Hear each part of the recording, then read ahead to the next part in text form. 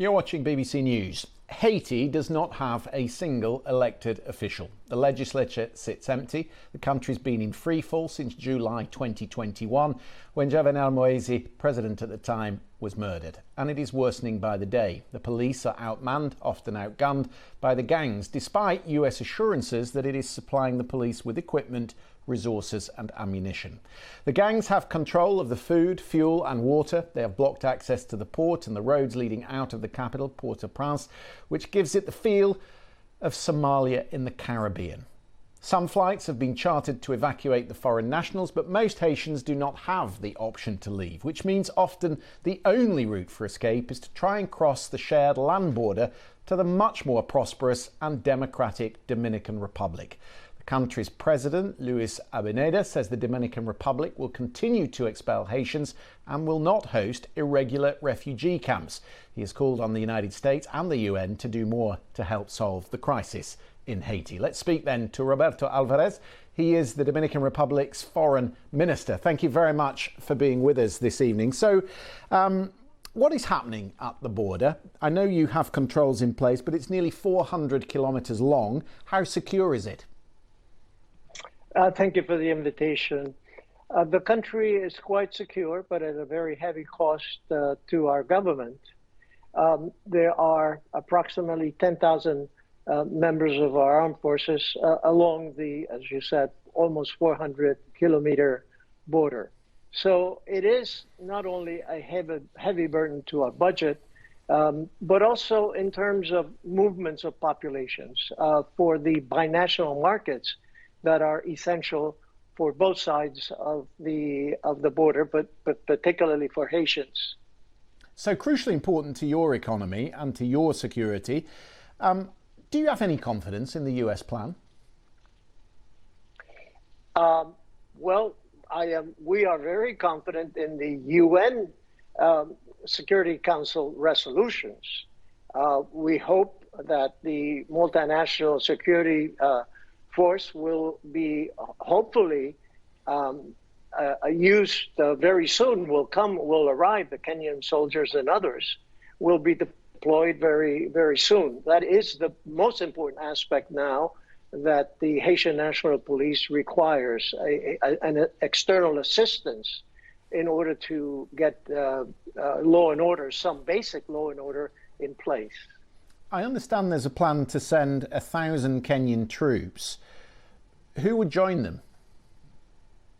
Well, several other countries have already pledged also forces, such as Benin has offered between 1,000 to 2,000 members. Also, the Bahamas, Guyana, Antigua and Barbuda, Jamaica have offered up to another 1,000.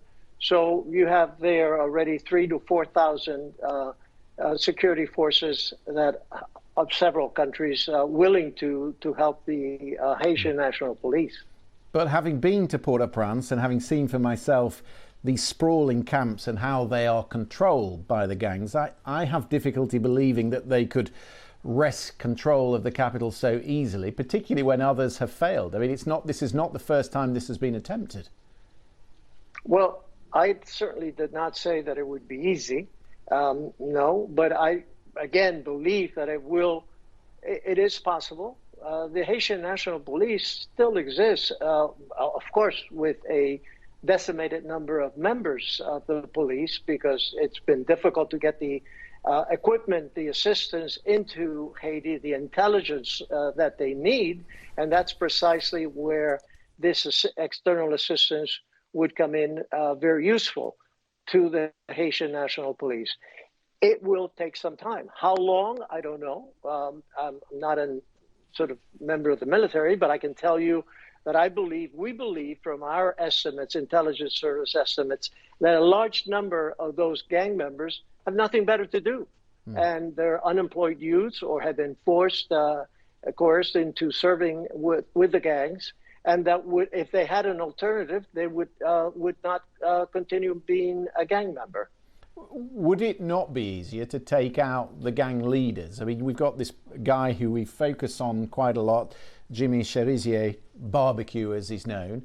If these are the kingpin figures that are standing in the way of a democratic government, Why are they just not taken out of the situation? I mean, arrested or what have you? Probably, yes, that would be the best way to go. They would need to be arrested, obviously, and taken out of circulation. But for that is exactly what the Haitian National Police needs assistance, and they have asked for it. The government that was in place have asked for it, and most of the Haitian population want it. What about the transitional council that Secretary Blinken was overseeing, or certainly pushing? Are we any nearer to having a number of representatives on that council who can at least lead the country out of the crisis? Sure.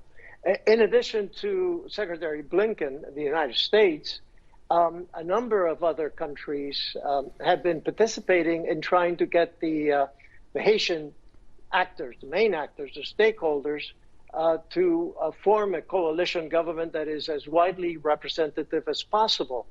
And precisely the CARICOM, the English Caribbean community countries, have had a group of eminent persons helping with this for over a year. 3 former prime ministers of the CARICOM countries had been negotiating in Haiti as well as in other locations, Jamaica and others, with these actors, the main actors, and they have proposed up now a total of 9 members of this provisional presidential council.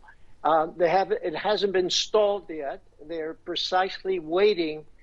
The actors, the external actors are waiting now. CARICOM, the United States, Canada, France, and others are waiting for this provisional council to do 2 things. First is to select amongst the 9 one who will be the coordinator of that presidential council, number 1, and 2, to submit a name for a prime minister. So that is right now what is happening before the council is installed, hopefully as soon as possible. And what would be the priorities for that council in the first instance? Establishing security in the country, the conditions so this multinational mission can arrive, for which basically the most important thing now, after setting the provisional council in place, getting it into sort of installing them in office and getting some sort of legitimacy in place. Then after that would be getting the financing, which is still, there are a lot of pledges, several $100 million in pledges, but getting that money, hard money, deposited into the UN Trust Fund. You've appeared 9 times before the Security Council, pleading with them to get involved. Are you angry, frustrated that some of the big powers, France, the United States in particular, have not prioritised this? You know, sometimes we get pounded, particularly by the international press, for not doing more in terms of humanitarian assistance to Haiti. Let me just say that no one has done more in humanitarian terms than the Dominicans, the Dominican population and the Dominican government over decades. Whether it was at the last earthquake about 2 years ago or the 2010 earthquake, in which the Dominican population went into Haiti to assist in every way, food, water, any way that we could help. So Dominicans have been shouldering the brunt of the Haitian situation, of the conflict, of the needs over decades. And we've been calling, that's why I've been to this, as you said, the Security Council 9 times, is to call the attention of the international community. Why? Because until the violence has gotten under control, there's going to be a humanitarian crisis. You can't produce any food in Haiti under these conditions. Thousands of hectares, which were once very productive, are now you can't do it because the roads are blocked by the gangs. Everything is blocked. So how can you get any productive situation or things under? You can't. It's impossible. Roberto Álvarez, the Dominican Republican Foreign Minister. It's good to have you on the program this evening. Thank you for joining us. Thank you.